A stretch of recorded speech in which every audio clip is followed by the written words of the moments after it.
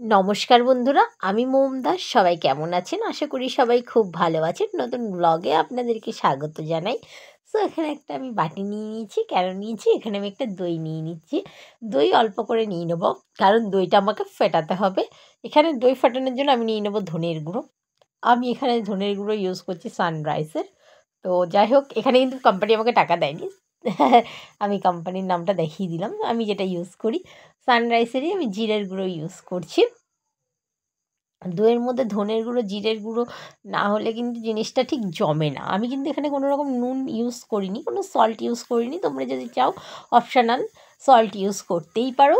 আমি এটা ভালো করে মিক্সড করে নিয়েছি এবং দুটো প্লেট সাজিয়ে নিয়েছি। এখানে আমি কি করব? এখানে আজকে আমি তৈরি করব হচ্ছে চাট ঘুগনি। চাট ঘুগনি কীভাবে করব? প্রথমে সকালে যে ঘুগনিটা বানিয়েছিলাম, আমি তোমাদেরকে রেসিপি অলরেডি দেখিয়ে দিয়েছি।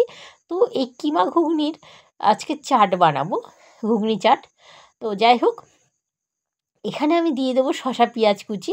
এবার কিন্তু আমি শসা পেঁয়াজ একসঙ্গে কুচিয়েছি এবং শসা পেঁয়াজটাকে একসঙ্গে দিয়ে দিচ্ছি।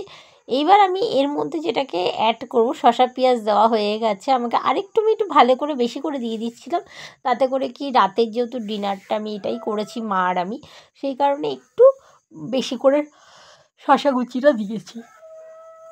তো এর মধ্যে ফ্যাটানো যে দইটা, সেটা আমি দইটা এর মধ্যে দিয়ে দিয়েছি। এবং যেটা করব সেটা হচ্ছে এই যে ইমলি চাটনি যেটা নিয়েছি, তেঁতুলের চাটনি, এটা একটু মিষ্টি চাটনি। এটা আমি বাড়িতে বানাইনি, এটা প্যাকেট কিনে এনেছি 1 টাকা দামের। তো এই প্যাকেটের চাটনিটাই আমি কিন্তু দিয়ে দিলাম। ইমলি চাটনিটা খুব ভালো লাগে। তো যাই হোক, এখানেও আমি দিয়ে দিচ্ছি চাটনিটা। আমি এটা কাকুর দোকান থেকে এনেছি, আমাদের পাড়ারই কাকুটা খুব ভালো কাকু এবং ব্যবহারটাও খুব ভালো। যাই হোক, এইখানে চাটনিগুলো দিয়ে দিয়েছি। এর মধ্যে দিয়ে দিচ্ছি ঝুরি ভাজা। ঝুরি ভাজাটা দিলে খেতে খুব ভালো হয়। আমি ঝুরি ভাজাটা একটু বেশি করেই দিয়ে দিলাম। একটু বাদামও পড়েছে, আমার দেখে মনটা খুব খুশি হয়ে গেছে। তো এর মধ্যে একটু ঝাল চানাচুর দিয়ে দিলাম।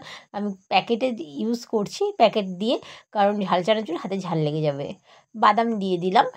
এবার বাদাম দেওয়ার পরে এটাকে টেস্ট করার পালা। এর মধ্যে লেবুর রস একটু করে দিয়ে দিচ্ছি। তো তোমরা যারা যারা আমার ইউটিউব থেকে দেখছো, ততক্ষণে তোমরা অবশ্যই মোম দাস পেজটাকে, আমার ইউটিউব চ্যানেলটাকে সাবস্ক্রাইব করে দিও। এবং যারা ফেসবুক থেকে দেখছো, অবশ্যই আমার পেজটাকে ফলো করে দিও, লাইক করে দিও। আমার ফেসবুক পেজের নাম হচ্ছে মোম দাস। সো দুটো ডিম দিয়ে দিয়েছি, আন্ডা কা ফান্ডা। এর মধ্যে তোমরা চাট ইউজ করতে পারো। চাট মিন্স হচ্ছে তোমরা মানে কি চটপটা, যেটাকে আমরা বলে থাকি হচ্ছে পাপড়ি। পাপড়ি ইউজ করতে পারো। পাপড়ি ইউজ করলে পুরোপুরি ঘুগনি চাট হয়ে যাবে। সো যাই হোক, আমি এই ঘুগনিটাকে এইভাবে নিয়ে নিলাম। নিয়ে এবার এটাকে আমি পরিবেশন করব। মাকে খাইয়ে বলবো যে মা কেমন হয়েছে। মা অবশ্যই রিভিউটা মা দিয়ে দেবে। মার খারাপ লাগলে মা বলে দেবে, মার ভালো লাগলে মা বলে দেবে।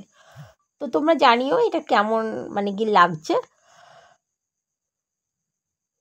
দেখে নাও ভালো করে বন্ধুরা, তোমরা এভাবে অবশ্যই পরিবেশন করো। মাকে আমি জিজ্ঞাসা করলাম কেমন হয়েছে খেতে। মা খেয়ে বলল ভালো হয়েছে। যাই হোক, এখানে আমি নিয়ে নিয়েছি। এবার আমারও তোমাদেরকে রিভিউ দেওয়ার পালা। যাই হোক, আমি খেয়ে দেখলাম যে না, খেতে সত্যিই খুব ভালো হয়েছে। কেমন মুখ ভ্যাচকানোর কিছুই নেই, খুবই ভালো হয়েছে খেতে। আর তোমরা যারা যারা ঘুগনি চাট এখনও ট্রাই করোনি, কিমা ঘুগনি চাট, অবশ্যই ট্রাই করে নাও। আমার ইউটিউব লিঙ্কে সমস্তটা দেওয়া আছে। তোমরা যারা যারা ঘুগনি খেতে ভালোবাসো আমাকে কমেন্ট করে জানিও, যারা যারা ভালোবাসো না তারাও জানিও। ঠিক আছে, তোমাদের যদি ভিডিওটা ভালো লেগে থাকে, অবশ্যই আমার ভিডিওটাকে লাইক, কমেন্ট, শেয়ার করতে ভুলো না। টাটা বন্ধুরা, আবার দেখা হবে নতুন কোনো ব্লগে। টাটা।